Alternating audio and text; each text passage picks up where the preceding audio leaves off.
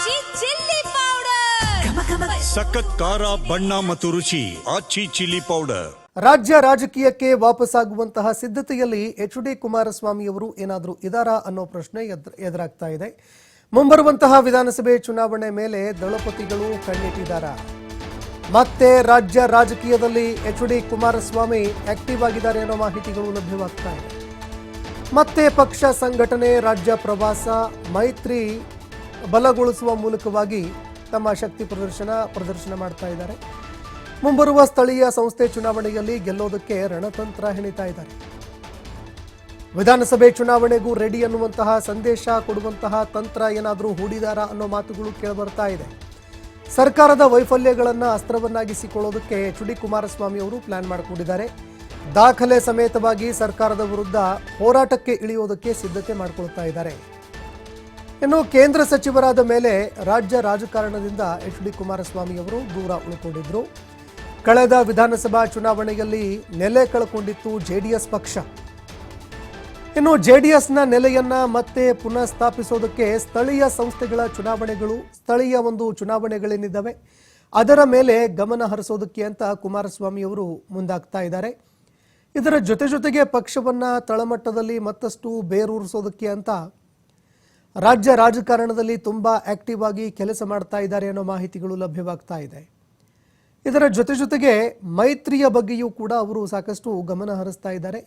BJP ಜೊತೆಗೆ ಮೈತ್ರಿ ಸಮನ್ವಯತೆ ಕಾಯ್ದುಕೊಂಡು ಸ್ಥಳೀಯ ಚುನಾವಣೆಗಳಲ್ಲೂ ಕೂಡ ಮೈತ್ರಿಯ ಮೂಲಕವಾಗಿ ಹೆಚ್ಚಿನ ಸ್ಥಾನಗಳನ್ನು ಗೆಲ್ಲೋದಕ್ಕೆ ಕುಮಾರಸ್ವಾಮಿ ಪ್ಲಾನ್ ರೂಪಿಸಿಕೊಂಡಿದ್ದಾರೆ.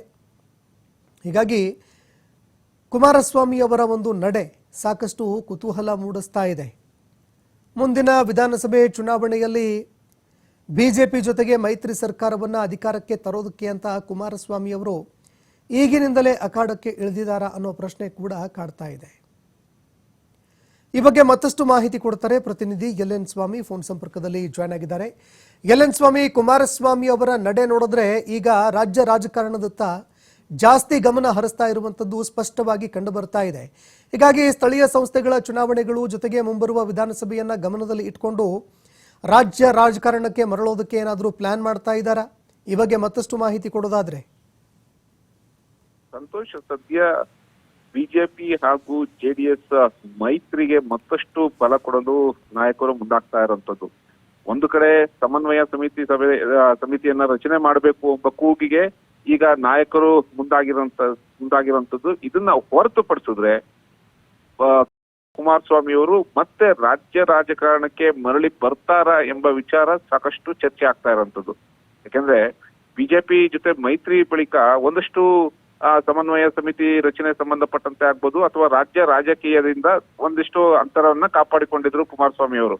ಆದ್ರೆ ಇತ್ತೀಚಿನ ಬೆಳವಣಿಗೆ ನೋಡಿದಂತ ಸಂದರ್ಭದಲ್ಲಿ ಮತ್ತೆ ಜೆಡಿಎಸ್ ಪಕ್ಷ ಸಂಘಟನೆ ಸೇರಿದಂತೆ ಮುಂಬರುವ ಸ್ಥಳೀಯ ಸಂಸ್ಥೆಗಳ ಚುನಾವಣೆಗೆ ಹೆಚ್ಚು ಗಮನ ಹರಿಸ್ತಾ ಇದ್ದಾರೆ. ಯಾಕಂದ್ರೆ ಕೇಂದ್ರ ಸಚಿವರಾದ ಬಳಿಕ ಸಾಕಷ್ಟು ಪಕ್ಷದಲ್ಲೇ ಶಾಸಕರಲ್ಲೂ ಒಂದಿಷ್ಟು ಅಸಮಾಧಾನ ಇತ್ತು. ಅಂದ್ರೆ ಪಕ್ಷದಲ್ಲಿ ಒಗ್ಗಟ್ಟು ಇರಲಿಲ್ಲ, ಯಾವುದೇ ಒಂದು ವಿಚಾರದಲ್ಲೂ ಕೂಡ ಯಾರನ್ನೂ ನಮ್ಮನ್ನ ಸಂಪರ್ಕ ಮಾಡ್ತಾ ಇಲ್ಲ ಎಂಬ ವಿಚಾರಗಳನ್ನು ಹೊರ ಹಾಕ್ತಾ ಇದ್ರು. ಹಾಗಾಗಿ ಎಲ್ಲದಕ್ಕೂ ಈಗಾಗಲೇ ಕುಮಾರಸ್ವಾಮಿ ಅವರು ಫುಲ್ ಸ್ಟಾಪ್ ಹಾಕಿರುವಂತದ್ದು. ಅಂದ್ರೆ ಶಾಸಕರ ಅಸಮಾಧಾನಗಳಿಗೆ ಕೆಲವೊಂದು ಅಸಮಾಧಾನಗಳು ಏನಿತ್ತು ಅದಕ್ಕೂ ಕೂಡ ಈಗ ಫುಲ್ ಸ್ಟಾಪ್ ಹಾಕಿದ್ದಾರೆ. ಹಾಗಾಗಿ ಅವರ ನಡೆ ಮುಂದೆ ರಾಜಕಾರಣದ ಹತ್ರ ಮತ್ತೆ ಮರಳಿ ಬರ್ತಾರಾ ಎಂಬ ಚರ್ಚೆಗಳು ಶುರುವಾಗಿರುವಂತದ್ದು. ಒಂದು ಕಡೆ ಪಕ್ಷ ಸಂಘಟನೆ ಮಾಡೋದು, ಮತ್ತೊಂದು ಕಡೆ ಸ್ಥಳೀಯ ಸಂಸ್ಥೆಗಳ ಚುನಾವಣೆಗೆ ಸಂಬಂಧಪಟ್ಟಂತೆ ಪಕ್ಷದ ನಾಯಕರ ಜೊತೆ ಸಭೆ ಮಾಡಿ ಆ ಸ್ಥಳೀಯ ಸಂಸ್ಥೆಗಳ ಚುನಾವಣೆಯನ್ನು ಎದುರಿಸೋದು.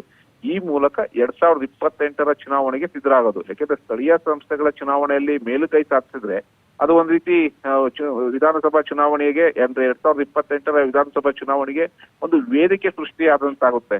ಅಂದ್ರೆ ಶಕ್ತಿ ಪ್ರದರ್ಶನ ಮಾಡ್ಬೋದು, ಜನ ನಮ್ಮ ಪರ ಇದ್ದಾರೆ ಎಂಬ ಸಂದೇಶವನ್ನು ಕೂಡ ತಲುಪಿಸೋದು. ಹಾಗಾಗಿ ಸ್ಥಳೀಯ ಸಂಸ್ಥೆಗಳ ಚುನಾವಣೆಯಲ್ಲಿ ನಾವು ಗೆದ್ದು ಬೀಗ್ಬೇಕು ಎಂಬ ವಿಚಾರವನ್ನ ಇಟ್ಕೊಂಡು ಈಗ ಪಕ್ಷ ಸಂಘಟನೆಗೂ ಮುಂದಾಗಿರುವಂತದ್ದು.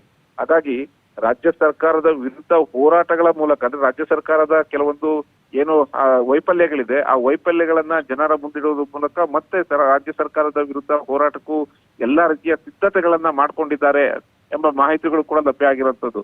ಅಂದ್ರೆ ಏನು ಸರ್ಕಾರದ ಭ್ರಷ್ಟಾಚಾರಗಳಿರ್ಬೋದು ಸಂಬಂಧಪಟ್ಟಂತ ದಾಖಲಾತಿಗಳನ್ನ ಜನರ ಮುಂದಿಟ್ಟು ಅವರ ಒಂದು ಆಡಳಿತ ವೈಫಲ್ಯವನ್ನ ತಲುಪಿಸೋದಕ್ಕೆ ಜನರ ಮುಂದೆ ಇಡೋದಕ್ಕೆ ಈಗ ಎಲ್ಲಾ ರೀತಿಯ ಸಿದ್ಧತೆಗಳನ್ನ ಮಾಡ್ಕೊಳ್ತಾ ಇದ್ದಾರೆ.